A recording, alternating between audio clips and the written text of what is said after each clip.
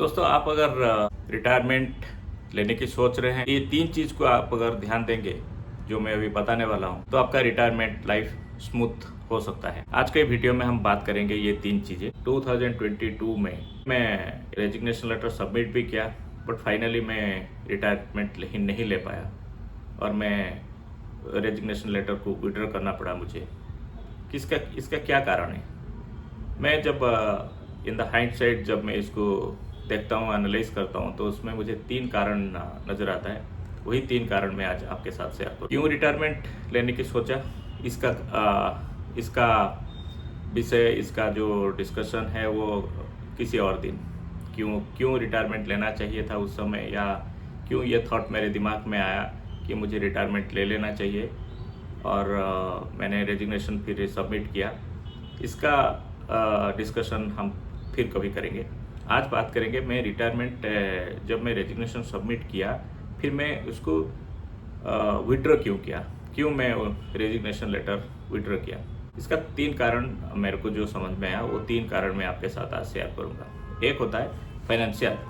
देखिए, फाइनेंशियल कारण क्या होता है कि जब आप रिटायरमेंट की सोच रहे हैं, तो आपका फाइनेंशियल जो स्थिति है, जो आपके जो फाइनेंशियल पोजीशन है, फाइनेंशियल रोड मैप है रिटायरमेंट में, वो अगर आपके सामने क्लियर है, तो जाके आप एक स्ट्रॉन्ग डिसीजन ले सकते हैं, और वो उसी डिसीजन में आप कायम रह सकते हैं। तो मतलब फाइनेंशियल रोड मैप कैसा है कि आपके रिटायरमेंट के बाद मंथली जो आपके इनकम कैसे आएगा, आपके पास इमरजेंसी फंड है कि नहीं है, आपके मेडिकल इमरजेंसी के लिए कुछ फंड्स है कि नहीं है, अगर कुछ अनफुलफिल्ड गोल्स हैं, जैसे चिल्ड्रन एजुकेशन है, कोई मैरिज है, इस तरह के अगर कोई आपके और कुछ शौक पूरे करने हैं, सपोज आपके कोई नए घर खरीदने या कोई नई गाड़ी खरीदने, इस तरह का अगर कुछ गोल्स है, उसके लिए अगर आपके पास क्या रोड मैप है, ये अगर पूरा क्लियर नहीं होगा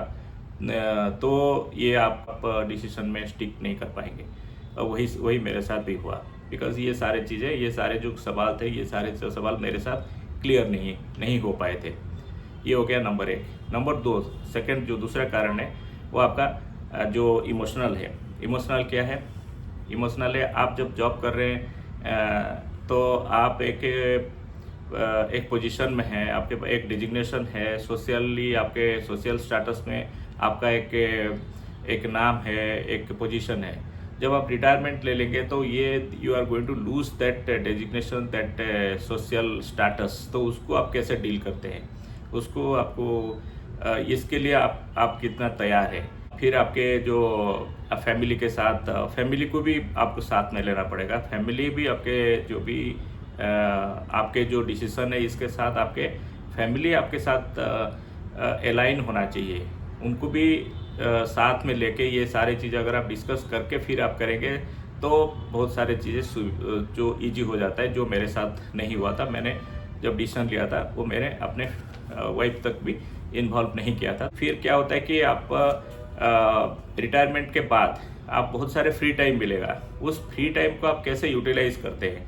क्या आप कोई पार्ट टाइम जॉब या पार्ट टाइम असाइनमेंट कुछ आप करना चाहते हैं, या कोई वॉलंटियर करना चाहते हैं क्या, या आप सोशल वर्क करना चाहते हैं, या पूरे दिन खाली बैठ के मतलब आप खाली घर में रहेंगे, तो क्या करेंगे? उस खाली टाइम को कैसे यूटिलाइज करेंगे, या ट्रैवल करेंगे, या इसका एक प्रॉपर रोड मैप अगर आपके पास, आपके मन में अगर है, क्लियर है, तो जाके आपका रिटायरमेंट स्मूथ हो सकता है।